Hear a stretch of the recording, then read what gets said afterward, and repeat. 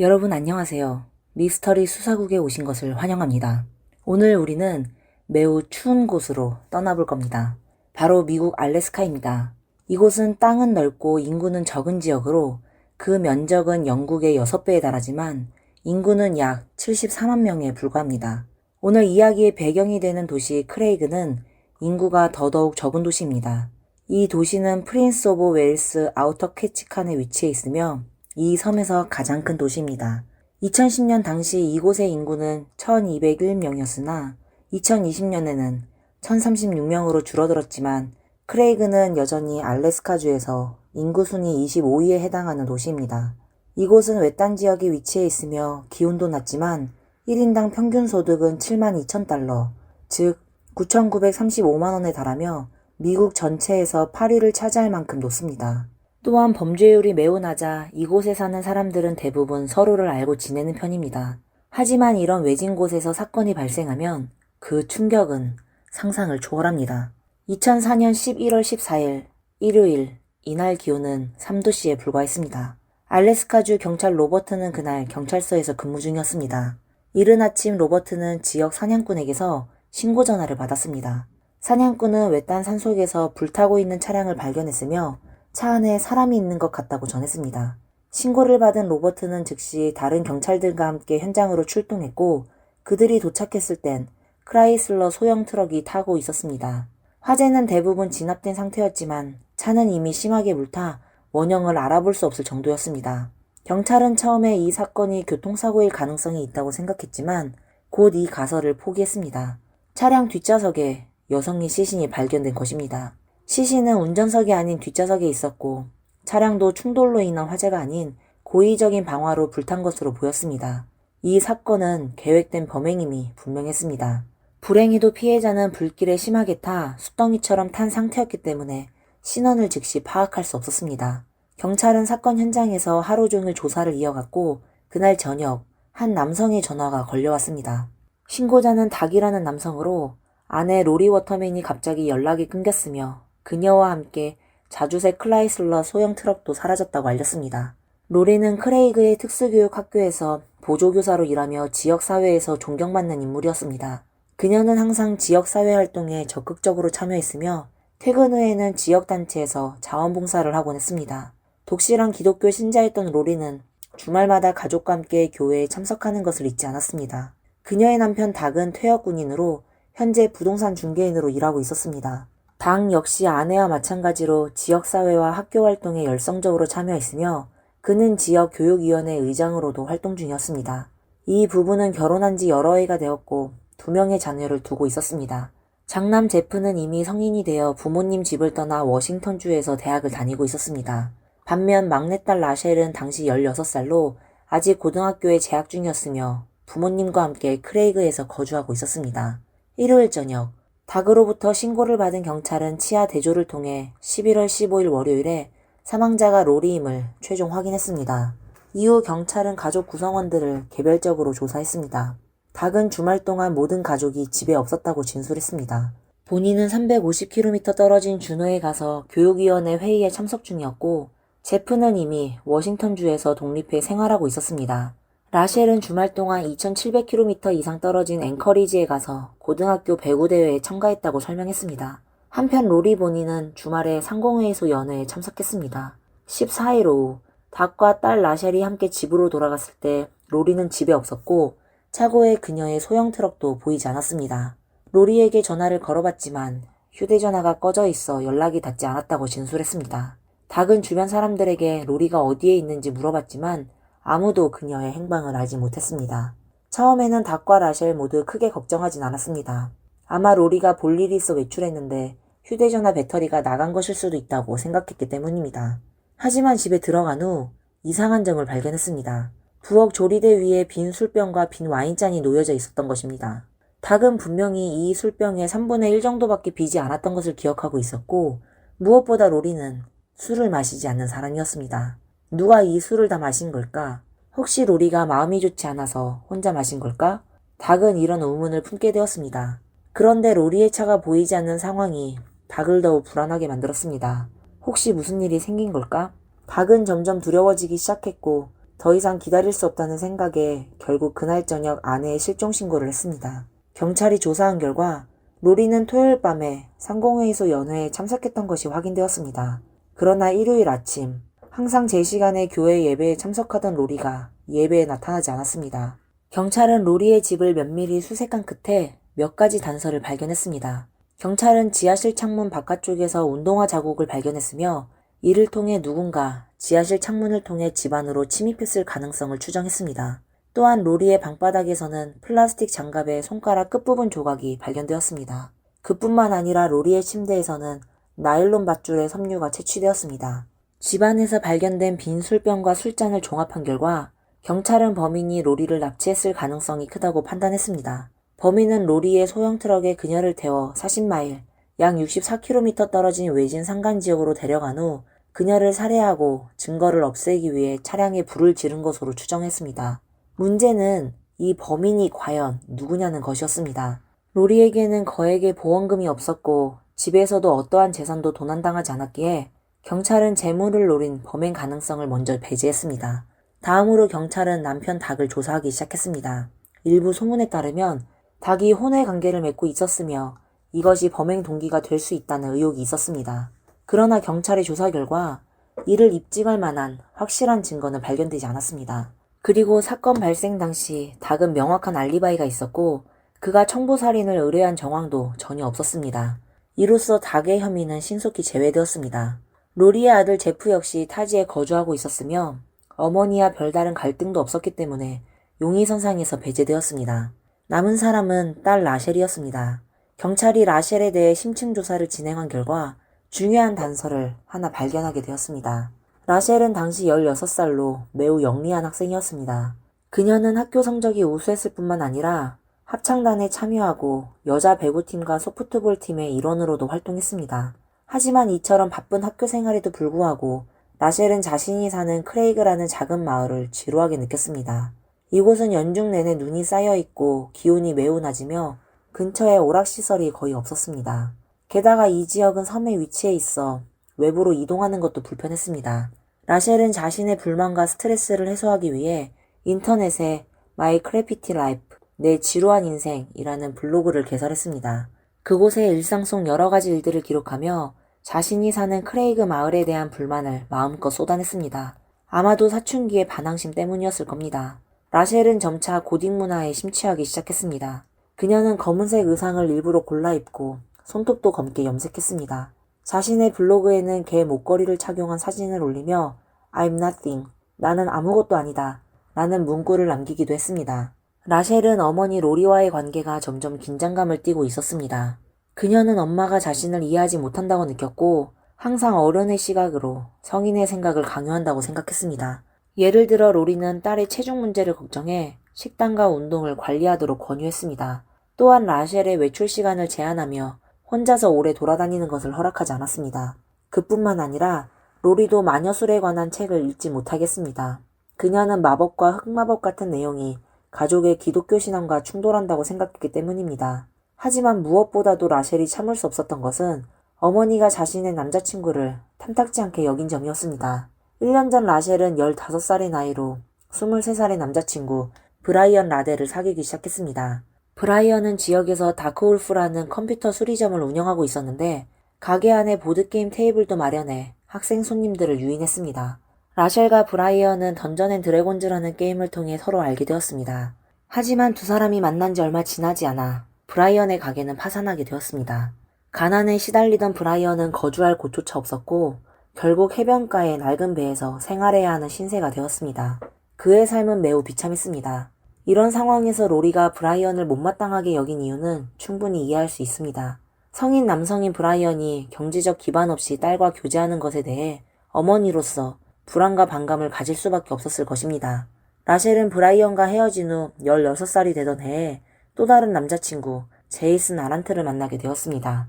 놀랍게도 제이슨은 브라이언의 절친한 친구였습니다. 브라이언은 자신의 전 여자친구를 절친에게 소개해준 것으로 보아 친구를 정말로 배려한 듯해 보였습니다. 제이슨은 당시 24살로 안경을 쓰고 평소에는 대충 입는 스타일의 남자였습니다. 그는 라셸이 다니는 고등학교의 청소부로 일했으며 낮은 임금 때문에 어머니의 집 지하실에 머물며 생활하고 있었습니다.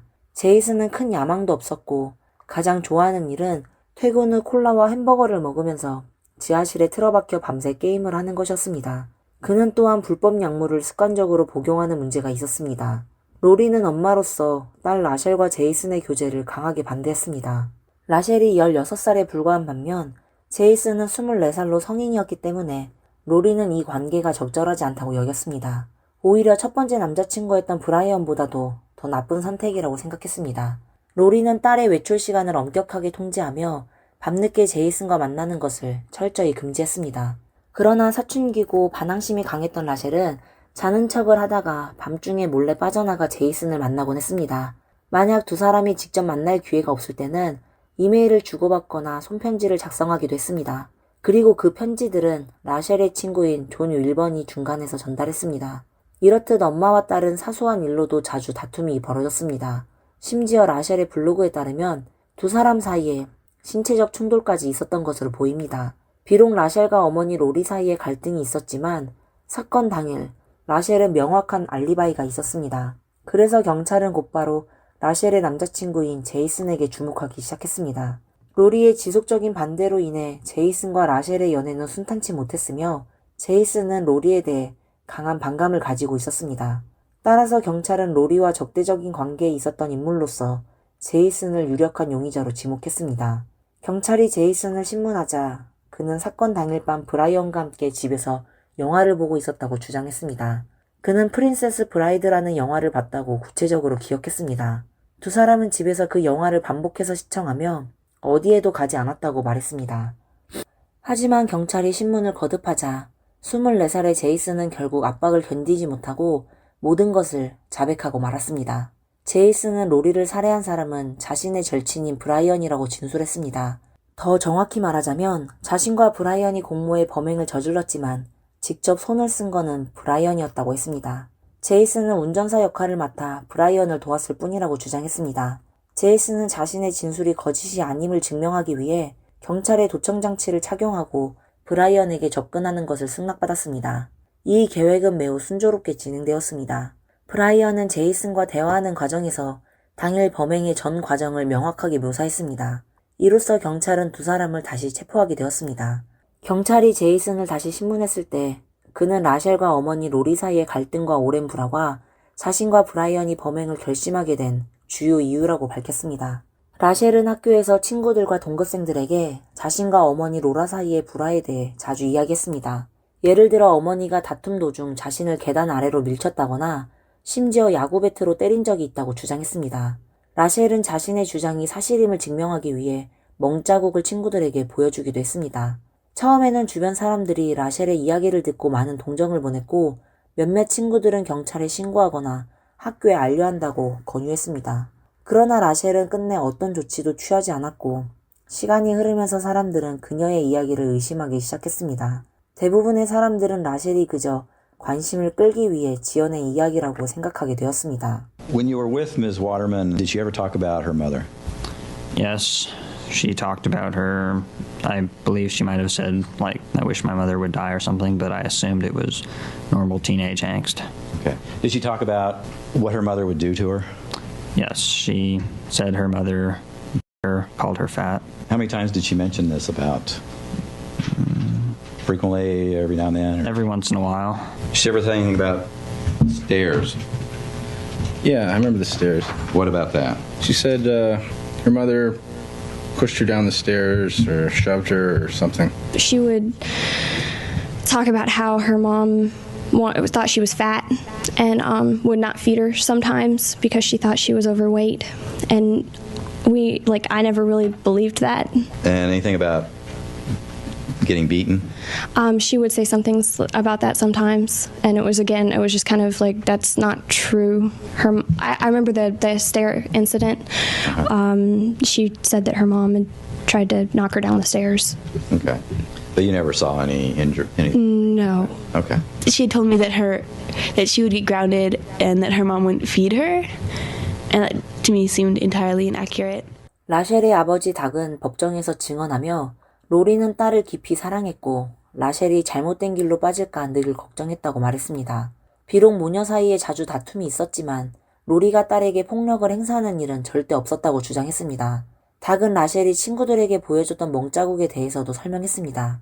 그는 그 멍 대부분이 라셸이 운동을 하다가 생긴 것이라고 말했습니다. She was a very active girl, and not only in volleyball, but she'd play football with the boys down at the ballpark on the weekend. She had bruises nearly constantly. Did she ever say that they didn't come from anything other than athletics? No. I don't recall any physical discipline.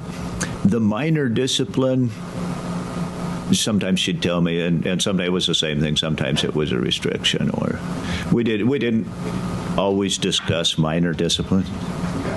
What about major discipline? Major discipline, she would come to me and ask me to be the enforcer. 비록 주변 사람들은 라셸의 이야기를 믿지 않았지만 제이슨과 브라이언의 눈에는 라셸이 어머니에게 오랫동안 학대당한 순진한 16살 소녀처럼 보였습니다. 두 사람은 로리가 딸을 학대한다는 증거를 찾기 위해 집에 몰래카메라를 설치하는 것까지 고려했습니다. 그들은 만약 로리가 딸을 학대하는 장면을 포착할 수 있다면 그 증거를 바탕으로 아동복지부에 신고하거나 경찰에 알릴 수 있을 것이라고 생각했습니다. 하지만 이러한 계획들은 모두 라셸의 반대로 무산되었습니다. 라셸은 여러 가지 이유를 대며 거부했고 결국 이 방법을 실행에 옮기지 않았습니다. 제이슨과 브라이언은 로리가 계속해서 딸을 학대한다면 라셸의 생명이 위험할 수 있다고 믿게 되었습니다.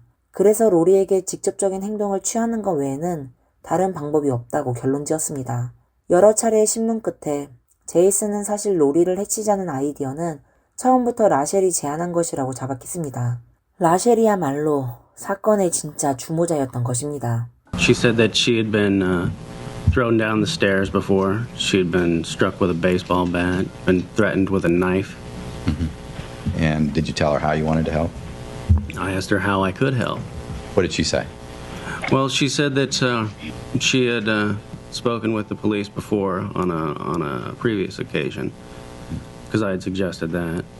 And then we spoke about perhaps getting her emancipated so she could get away from the situation, but nothing really came of that. I made the suggestion that I could even just pack up everything I had and we could both leave and get away from it. Okay. And she always kind of had a reason that none of those would work. And finally I said, well, what is it that you want me to do? Okay. And she said that she thought it would be better if her mother wasn't around anymore. Did you ask her what she meant by that? Well, yes. And what was her response? That she thought it would be better if her mother was dead. And what was your response?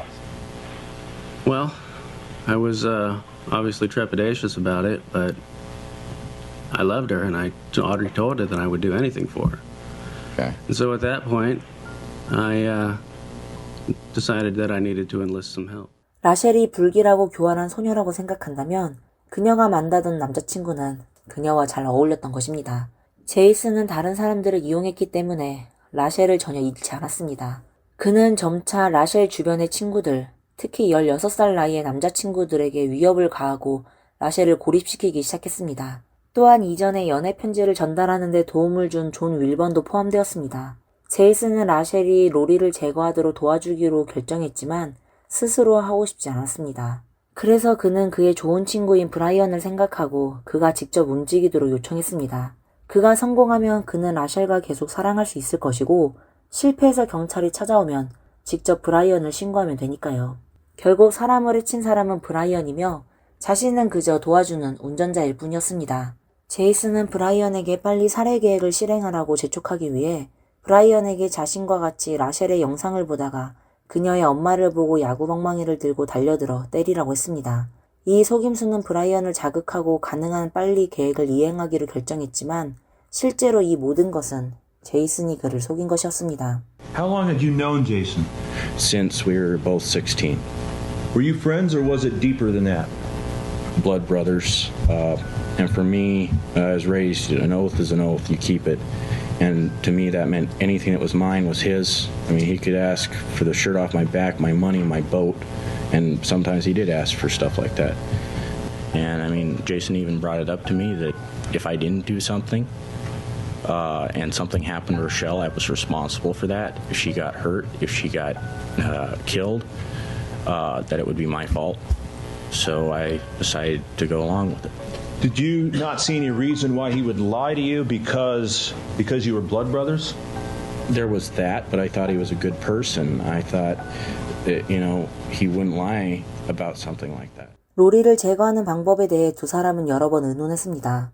그들은 로리를 욕조에 넣고 시멘트를 부은 다음 보트를 운전하여 욕조가 들어있는 시멘트를 바다에 던지려고 했습니다. 그러나 보트에 그런 무거운 욕조를 얻는 방법은 해결할 수 없는 문제였습니다. 두 사람은 또한 그들이 로리의 차를 폭파시키겠다고 생각했지만 폭발물을 구해야 할 곳을 몰랐습니다. 그들은 또한 로리의 자동차 브레이크를 망가뜨려야겠다고 생각했습니다. 그러나 고민 끝에 브레이크가 망가지면 로리가 겨우 부상만 입을 것임을 생각했습니다. 결국 브라이언은 자신이 직접 처리하기로 결정했습니다. 닭이 어느 날 외출했을 때 그는 밤에 로리의 집으로 들어갔는데 하필 그날 밤에 로리의 집에 손님이 있다는 것을 알게 되곤 계획이 다시 멈추게 되었습니다. 그 이후 브라이언은 다시 계획을 세워 사격 도구를 사용하기로 했습니다. 로리가 사라지기 2개월 전인 2014년 9월에 브라이언은 사격 도구를 가져와서 차에 앉아 로리를 기다렸습니다. 그는 로리가 나가는 순간 그녀를 쏠 계획이었습니다. 로리가 문 밖으로 나간 것을 보고 그는 사격을 하고 싶었지만 자신의 사격 도구에 부품 하나가 없는 것을 발견하곤 다시 살해 계획이 취소되었습니다.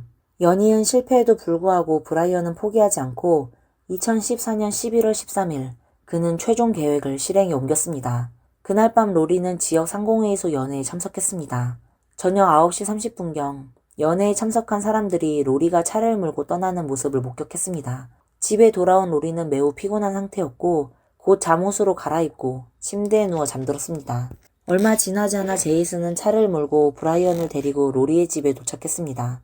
브라이언이 차에서 내린 후 제이슨은 차를 근처 외진 숲으로 옮겨 숨기고 기다렸습니다. 브라이언은 어둠을 틈타 로리의 집 지하실 창문을 통해 몰래 침입했는데 이때 그는 창틀 바깥에 발자국을 남겼습니다. 이후 그는 로리를 납치해 주방으로 데려와 술을 반병 이상 강제로 마시게 했고 브라이언의 협박에 못 이긴 로리는 지갑과 차 열쇠를 건넸습니다. 브라이언은 로리의 손발을 묶은 채 그녀를 차 뒷좌석에 태우고는 차를 몰고 제이슨과 미리 약속한 장소로 이동했습니다. 두 사람의 차는 한 대씩 앞뒤로 늘어서 깊은 밤 외딴 숲속을 향해 천천히 이동했습니다. 원래 계획에 따르면 그들은 로리의 음주운전으로 인한 사고로 목이 부러져 사망한 것처럼 위장하려고 했습니다. 하지만 이 두 사람의 계획은 단 한 번도 순조롭게 진행된 적이 없었습니다. 브라이언은 한 사람의 목을 비트는 것이 영화에서처럼 그렇게 간단하지 않다는 것을 깨달았습니다.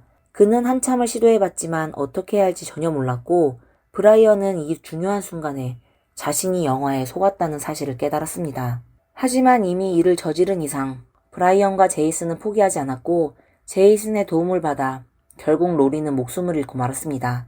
브라이언은 로리의 입과 코를 막아 그녀가 숨을 쉬지 못하게 했고 그 후 두 사람은 차량에 불을 지르고 재빨리 현장을 떠났습니다. 한편 라셸은 수사관의 신문에 처음에는 자신이 어머니의 사망과 관련이 없다고 부인했습니다. 그러나 수사관이 제이슨의 증언을 들이밀자 라셸의 심리적 방어벽이 서서히 무너지기 시작했습니다. 그녀는 제이슨과 브라이언의 계획을 알고 있었다고 말했습니다. 세 사람은 그 계획에 대해 여러 번 함께 논의했지만 결국 그녀는 중간에 포기했다고 밝혔습니다. 그녀는 두 사람에게 그 일을 실행하지 말라고 말했고 어머니에게 무슨 일이 생기는 것을 원치 않았다고 했습니다. 그래서 두 사람이 어머니에게 어떻게 해를 가했는지에 대해서는 전혀 알지 못한다고 진술했습니다. Said, don't do anything. I just don't do anything. I don't want anything to happen. But you knew it was planned, scheduled to happen. I knew they were thinking about it. I didn't know if it was for sure. So, what did the conversation leave you with? It left me with me saying, no, don't do it. So, it's Friday. You've got two guys who are plotting to kill your mother. You have a very ambiguous conversation with one of the conspirators, and yet you don't do anything to stop this. I thought they would understand. I didn't want it to happen. I thought you would listen to me. I believe it was Tuesday. We sat in this room together and talked for several hours, and you sat there and lied to me, didn't you? I was scared. You knew who killed your mother, didn't you? You knew it had been done and you knew they did it. Why are you gonna rub it in my face? Well, I'm trying to understand, okay, Michelle? I think you already know. Well, like I said, there's still some unanswered questions. 수사관은 매우 전문적이었습니다. 그는 사건 발생 후 라셸의 일련의 행동이 그녀가 이야기를 전부 털어놓지 않았으며 일부를 숨기고 있다고 판단했습니다. 수사관에 따르면 라셸은 어머니의 실종 이후 한 가지 중요한 예측을 했습니다. 라셸과 아버지 닥은 일요일 저녁에 로리의 실종을 알아챘습니다. 하지만 다음날, 즉 월요일 아침, 라셸이 학교에 갔을 때 그녀는 친구들에게 어머니가 음주운전으로 사고를 당했을 가능성이 있다고 말했습니다. 그때까지만 해도 경찰은 로리의 자동차조차 발견하지 못한 상태였습니다. 친구들을 더욱 놀라게 한 것은 라셸이 어머니의 실종에 대해 이야기할 때 전혀 슬퍼하거나 불안해 보이지 않았다는 점입니다. 음주운전 사고에 대해 언급할 때도 그녀는 여전히 평소처럼 가벼운 태도를 유지했습니다. 더욱 중요한 사실은 사건 발생 전에 라셸이 제이슨에게 자신과 아버지 닥이 그 주말에 외출할 것이라고 미리 알려주었고 제이슨이 범행을 준비할 시간을 주었다는 점입니다. You told them how to get into the house. You told them, listen to me, you told them you and your dad were going to be gone. And you told them when you and your dad would be back. Then you called to make sure it was done when you got back. Now you're sitting here telling us that you called them to stop it. 비록 라셸이 매우 수상해 보였지만 사실 경찰은 제이슨과 브라이언의 증언 외에는 라셸을 현재 사건과 연관지을 만한 실질적인 증거가 없었습니다. 유일하게 실질적인 증거가 될 수 있었던 것은 사건이 발생하기 2달 전에 주고받은 한 통의 이메일이었습니다. 그 이메일에서 제이슨과 라셸은 한 번의 사냥여행에 대해 언급하고 있었습니다. 법정에서 제이슨은 그 이메일 속의 사냥여행이 실제로는 암호였다고 증언했습니다. 그 암호는 그들의 이전 시도가 실패했다는 것을 의미했다고 합니다. 구체적으로는 브라이언이 사용하려던 총기의 부품이 빠져있던 그 사건을 가리키고 있었습니다. 2005년 6월, 제이슨과 브라이언은 경찰과 자백 협상을 체결했습니다. 제이슨은 50년형을 선고받았으며 그중 16년은 가석방이 불어되었습니다. 브라이언은 99년형을 선고받았고 그중 33년은 가석방이 불어되었습니다. 자백 협상의 일환으로 두 사람은 이후 재판에서 검찰 측 증인으로 출석해 라셸을 지목해야 했습니다. 2006년 1월 라셸의 재판이 시작되었습니다. 비록 법정에서 제이슨과 브라이언이 증언을 했지만 라셸의 변호사는 두 사람이 경찰과 자백 협상을 체결했기 때문에 그들의 증언에 편향이 있을 수 있다고 주장했습니다. 특히 제이슨은 원래 종신형을 받을 수도 있었으나 50년형을 선고받았고 16년 후에는 가석방을 신청할 수 있었습니다. 제이슨은 수사관의 신문에서 감형을 위해 무엇이든 하겠다고 말한 적도 있었습니다. 라셸의 변호사는 이를 근거로 제이슨의 증언의 신뢰성을 법정에서 적극적으로 의심했습니다. 결국 판사는 라셸 측 변호사의 의견에 동의하며 제이슨의 증언을 채택하지 않았습니다. 검찰 측에는 브라이언의 증언만 남아있었지만 실물 증거가 부족한 상황이었습니다. 결국 7일간의 치열한 공방 끝에 배심원단은 만장일치에 이르지 못해 판사는 재판 무효를 선언했습니다. 라셸의 두 번째 재판은 5년 후인 2011년에 열렸습니다. 이번 재판에서 제이슨은 증언하지 않았고 브라이언이 다시 출석했습니다. 이 재판에서 배심원단은 마침내 라셸에게 유죄 판결을 내렸지만 아주 가벼운 혐의인 과실치사죄로 인정되었습니다. 결국 판사는 라셸에게 징역 3년형을 선고했습니다. 이 사건은 계속해서 많은 논란을 불러일으켰습니다. 사건의 중심에는 라셸에 대해 많은 사람들은 그녀가 사실상 주모자라고 생각했습니다. 그녀는 어머니의 학대를 조작해 제이슨에게 도움을 요청하며 어머니를 해치겠습니다. 그리고 제이슨은 그의 친구인 브라이언을 끌어들였죠. 비록 그녀가 직접 행동에 가담하진 않았지만 모든 사건의 발달은 그녀였다는 의견입니다. 많은 사람들은 그녀가 최소한 공모상해죄로 처벌받아야 한다고 생각하며 3년형은 너무 가볍고 사람들에게 실망감만 주었다고 말했습니다. 하지만 사실 많은 사람들이 라셸에게만 주목하는 동안 제이슨이라는 인물을 간과하고 있었습니다. 이 사건에서 제이슨은 라셸보다 더 중요한 역할을 했습니다. 법정에서 나온 증언에 따르면 세 사람이 해칠 계획을 논의한 이후 라셸은 사실 후회하고 있었습니다. 그녀는 여러 차례 계획이 계속 진행되기를 원치 않는다고 명확하게 표현했습니다.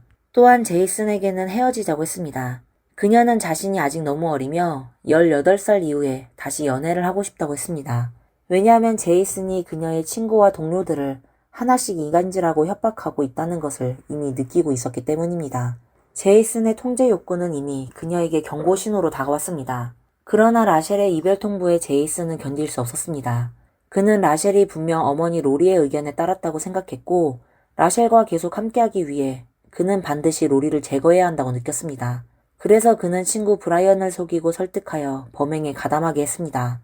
비록 제이슨은 50년형을 선고받았지만 실제로는 16년 후에 출소할 가능성이 있습니다. 그때 그는 40대 중반이 되므로 다시 자신의 인생을 이어갈 수 있는 기회가 생길 것입니다. 하지만 로리의 인생은 이렇게 무참하게 끝이 났습니다.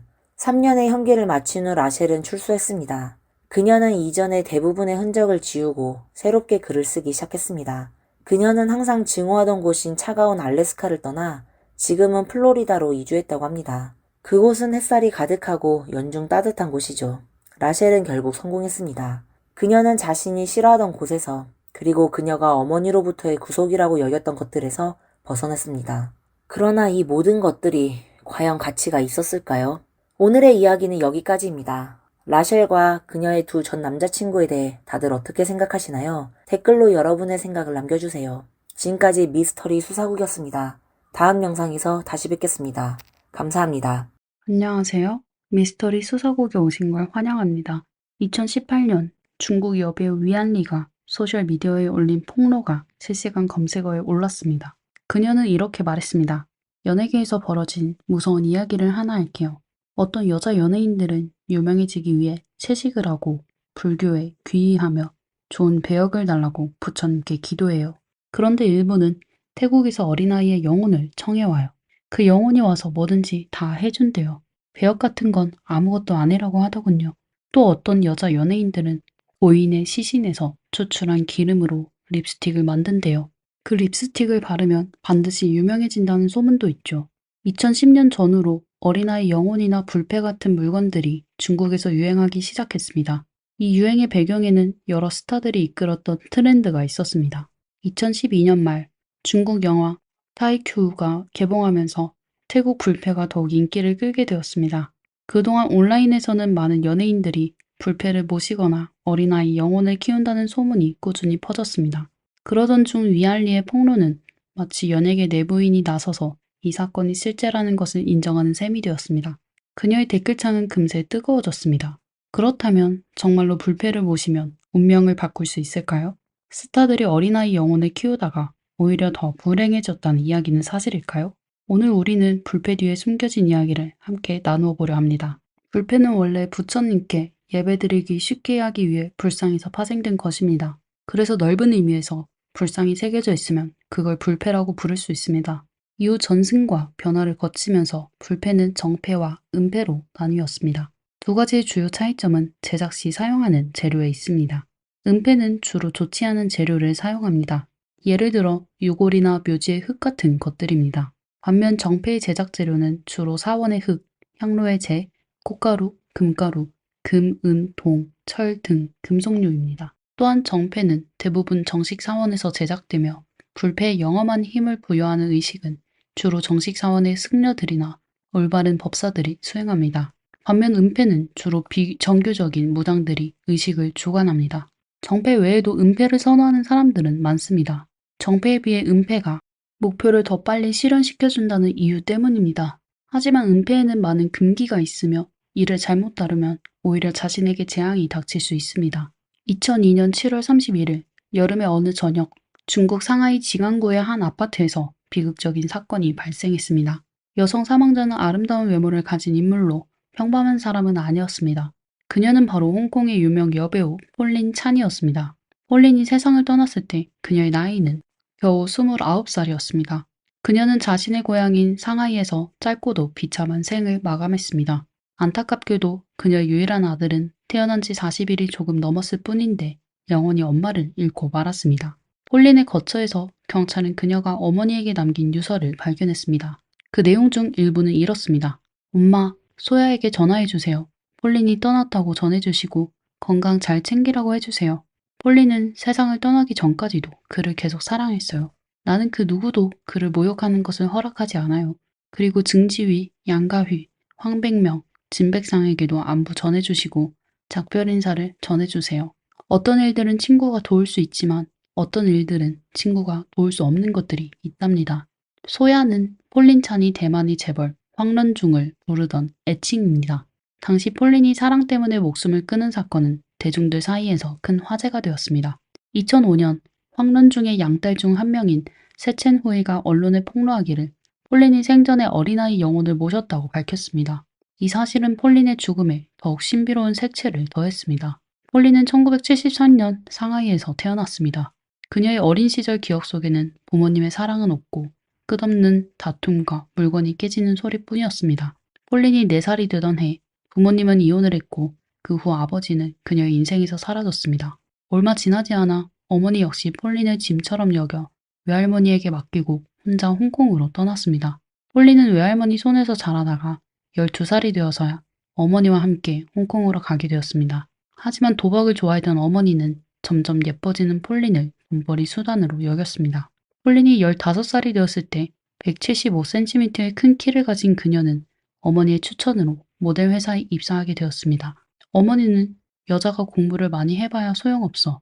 사진 찍고 돈 벌어서 빚이나 갚아 라고 말했습니다.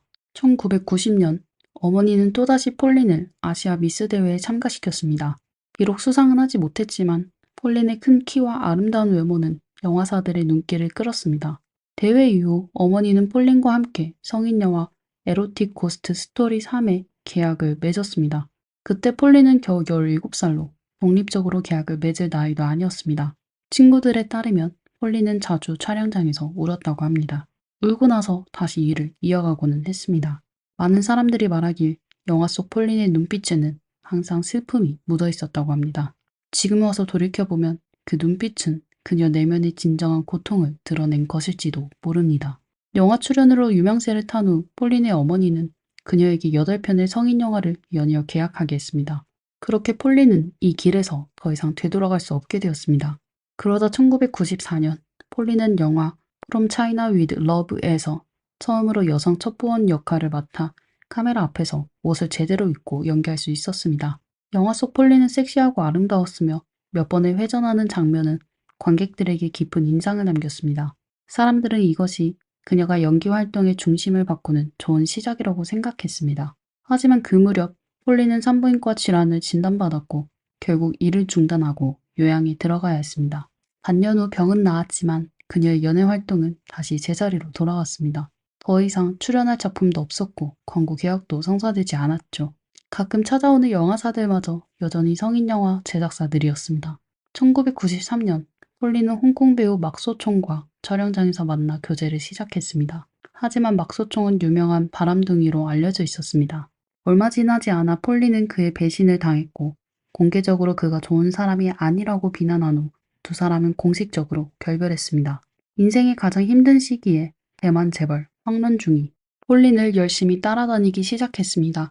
황런중은 국민당 원로 황샤오구의 유일한 아들이자 황대소야로 불렸습니다. 동시에 그는 여자를 극도로 사랑하는 인물이었습니다. 그는 평생에 4번을 결혼했고 주변에는 애인, 여자친구, 양딸, 제자들까지 합쳐 100명 이상이 있었습니다. 일부는 황의 집에 직접 거주하기도 했습니다.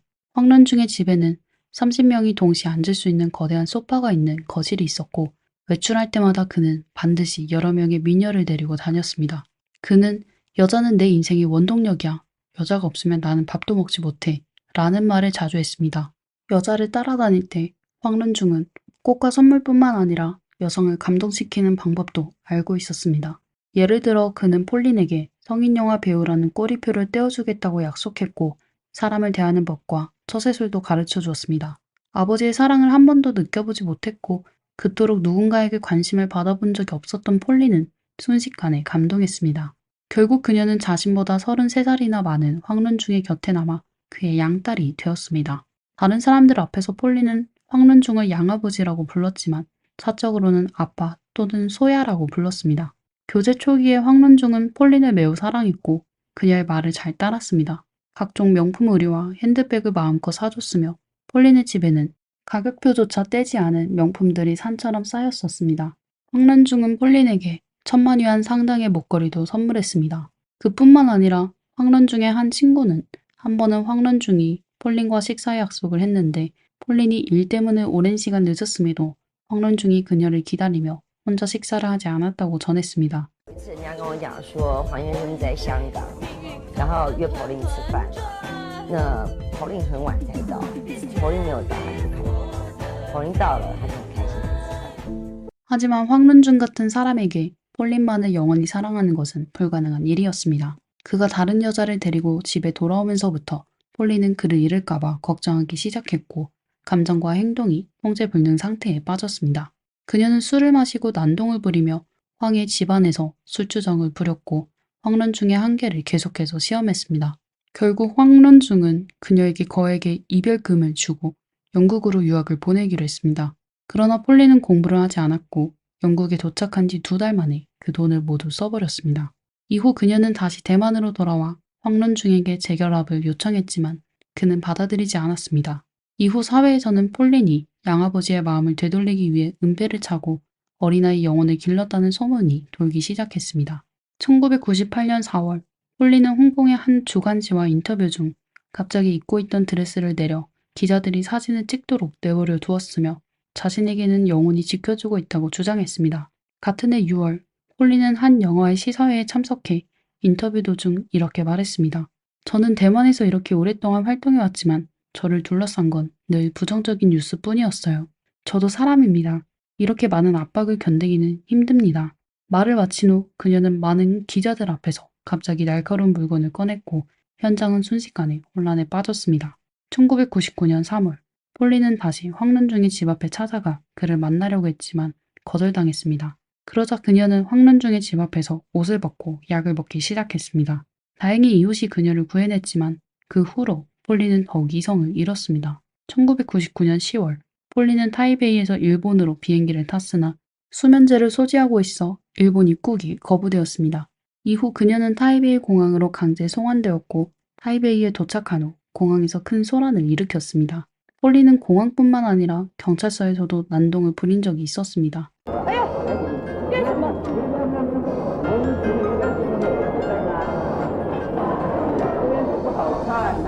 说什么？你扶我！你扶我！我不愿意扶！ 한때 섹시스타였던 폴린은 감정적으로 불안정한 정신질환 환자로 변해갔습니다. 2001년 폴린은 임신을 했고 아이의 아버지는 알려지지 않았습니다. 보도에 따르면 아버지는 성이 투씨인 DJ라고 전해집니다. 이듬해 폴린은 아들을 낳았지만 아이가 한 달도 채 되지 않았을 때 그녀는 생을 포기했습니다. 죽을 때까지 폴린은 황런중을 잊지 못했습니다. 그녀의 일기장에는 황런중에 대한 그리움으로 가득 차 있었습니다. 한 페이지에는 이렇게 적혀 있었습니다. 눈앞의 사람을 소중히 여겨야 해요. 저는 아빠를 정말 소중히 여겨요. I love you. 딸이 아빠 황런중에게 뽀뽀해요. 황런중은 폴린의 사망 소식을 듣고 한동안 침묵을 지켰고 이어 혼자 방으로 돌아갔습니다. 추모식에서 기자가 황런중을 인터뷰했을 때 그는 이렇게 말했습니다. 폴린이 가장 아름답고 사랑스럽고 생기 넘쳤던 그 시절에 제가 그녀와 함께할 기회가 있었어요. 그 시절이 정말 그립습니다. 最漂亮的时候，最活泼、最可爱的那一段时光里，正好我有机会跟她在一起，所以呢，我对她非常的怀念。 황런중은 또한 만약 폴린의 아이의 아버지가 그를 키우지 않으려 한다면 자신이 돈을 내서라도 아이를 키우겠다고 말했습니다. 하지만 곧 황런중은 탈세 사건에 휘말렸고 자기 자신도 돌볼 수 없게 되었습니다. 그의 건강 상태는 점점 악화되었고 결국 2004년 병으로 세상을 떠났습니다. 폴린의 아이는 후에 가수 왕페이의 매니저인 추리환이 입양하여 지금은 성인이 되었습니다. 폴린이 나중에 미쳐버린 이유는 어린아이 영혼을 길렀다가 재앙을 겪었기 때문이라는 소문이 돌았습니다. 2005년 폴린과 황런중의 총애를 다투었던 황런중의 양딸 중 한 명인 세체노이는 매체에 이렇게 밝혔습니다. 폴린은 생전에 어디를 가든 작은 조각상을 가지고 다녔고 매일 그에게 정체를 알 수 없는 붉은 음식을 먹였습니다. 이 소식은 폴린이 어린아이 영혼을 길렀다는 소문을 더욱 확신하게 만들었습니다.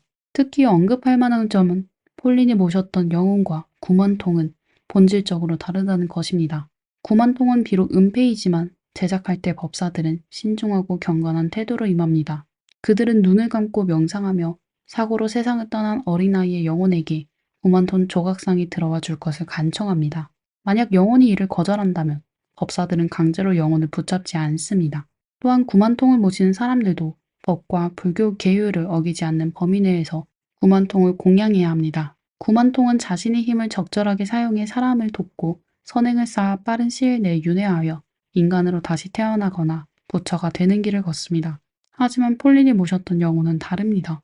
은폐를 제작하는 법사들은 강제로 마법을 통해 어린아이의 영혼을 조각상에 가두어 놓습니다. 이러한 강제적인 행위 때문에 이 영혼들은 강한 원한을 품고 있으며 공격적인 성향을 가지게 됩니다. 태국 불패와 관련된 기이한 전설은 아직도 많습니다.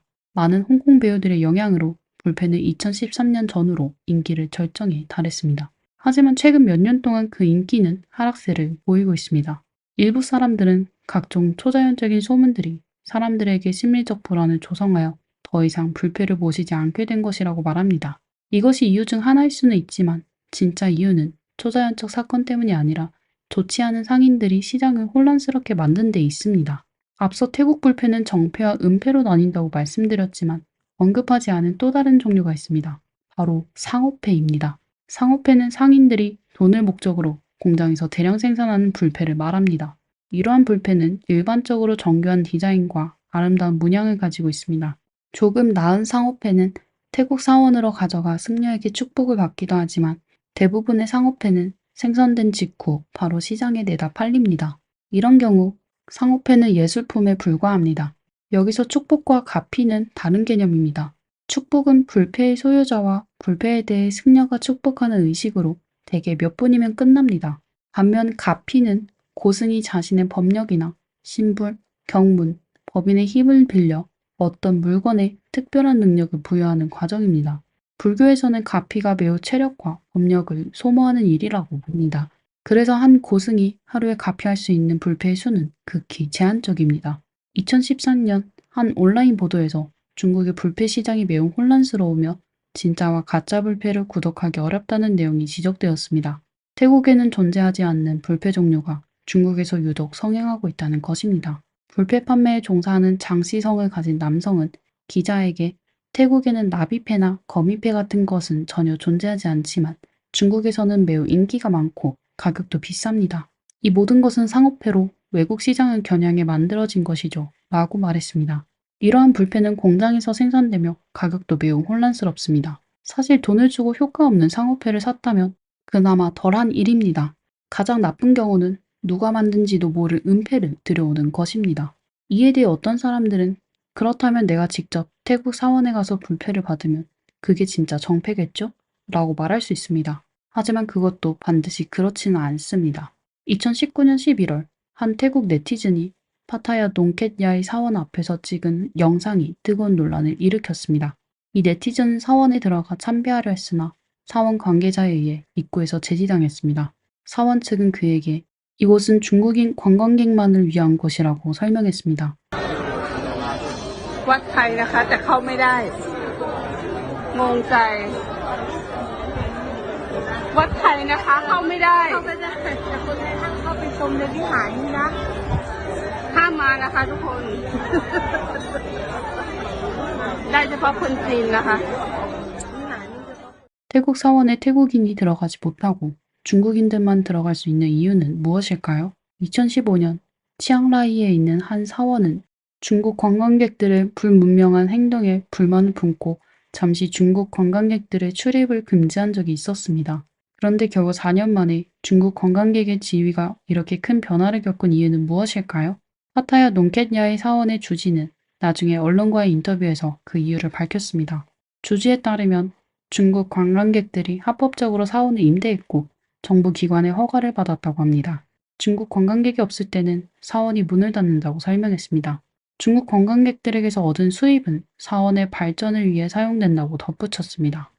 อาคารนั้นประมาณบ่าย3ถึงบ่าย4โมงเย็นถ้าทัวร์หมดเราก็จะปิดประมาณบ่าย3กว่าๆหรือถ้ามีทัวร์อยู่อีกก็จะปิดประมาณบ่าย4โมงส่วนทัวร์จีนที่เขามาเช่าสถานที่ของวัดนั้นก็ได้ถูกทำถูกต้องตามกฎหมายได้รับอนุญาตจากมหาเถรสำนักพุทธชาติ ก็ถึงผู้ว่าราชการจังหวัดทางวัดเราก็มีการให้เราสถานที่ที่การเขตเสร็จแล้วก็จัดตั้งเป็นบริษัทแล้วก็มีการเสียภาษีรายได้ต่างๆหรือภาษีบำรุงท้องที่ต่างๆถูกต้องรายได้จากทัวร์จีนนั้นก็เราก็มาพัฒนาวัดปลูกสิ่งอาคารก่อสร้างถนนสร้างเมนสร้างอะไรต่างๆหมดไป 또한 중국 인터넷 보도에 따르면 불패의 진위를 파악하는 것은 판매자조차도 명확히 설명하기 어렵다고 합니다.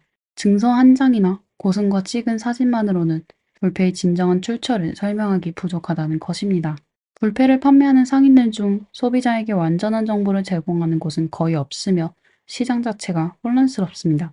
대다수 소비자에게는 불패의 진위를 감별하는 것이 거의 불가능에 가깝다고 볼 수 있습니다. 사실 불교에서 말하길 인간의 복과 운은 처음부터 정해져 있다고 합니다. 선행을 쌓고 복을 모으는 것이야말로 미래의 자신의 운명을 바꿀 수 있는 길이라고 합니다.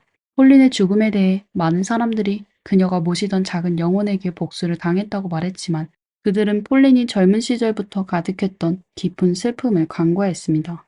폴린의 유서에는 이렇게 쓰여 있었습니다. 저는 정신이 혼미하지 않아요. 저는 아주 명확해요. 다만 너무나 고통스러워요. 저는 가족의 사랑을 원했고 또 사랑을 원했어요. 하지만 이번 생에서는 그 두 가지 모두를 얻지 못했어요. 폴린의 한 친구에 따르면 폴린이 악령을 모셨다는 소문과 달리 사실은 태국의 한 고승이 준 작은 불상이었다고 합니다. 그 고승은 불상을 소중히 여기기만 하면 행운을 가져다 줄 것이라고 했습니다. 폴린은 이를 굳게 믿고 불상을 마치 아기처럼 대하며 가끔 불상과 대화를 나누기도 했습니다. 폴린은 친구에게 나는 관세음보살을 섬기는 사람이에요. 어떻게 어린아이의 영혼을 가두어 그들을 극락왕생하지 못하게 만드는 일을 할 수 있겠어요? 라고 말한 적도 있었습니다. 하지만 그 고승의 불상도 폴린의 운명을 바꾸지는 못했고 결국 그녀는 자신의 삶을 포기하고 말았습니다. 폴린은 어린 시절부터 부모의 사랑을 받지 못했고 평생 사랑에 굶주렸습니다. 그래서 그녀는 다른 사람에게 조금의 관심이라도 받으면 두 배로 돌려주곤 했습니다. 반면 사랑하는 사람에게서 더 이상 지지를 받지 못할 때는 빠르게 무너졌습니다. 폴린의 비극적인 운명은 어린 시절부터 이미 정해져 있었던 것처럼 보입니다. 여러 부정적인 소문 속에서 많은 사람들이 간과한 뉴스가 하나 있습니다. 그것은 폴린이 산후 우울증을 앓고 있었을 가능성입니다. 그녀는 생전에 여러 차례 정신과 의사에게 도움을 요청하며 자신의 불안을 치료하고자 했습니다. 어쩌면 이것이 그녀가 생을 포기한 진짜 이유일지도 모릅니다. 오늘 영상은 여기까지입니다. 제 영상을 좋아하신다면 좋아요와 구독 잊지 말아주세요. 다음 영상에서 또 뵙겠습니다.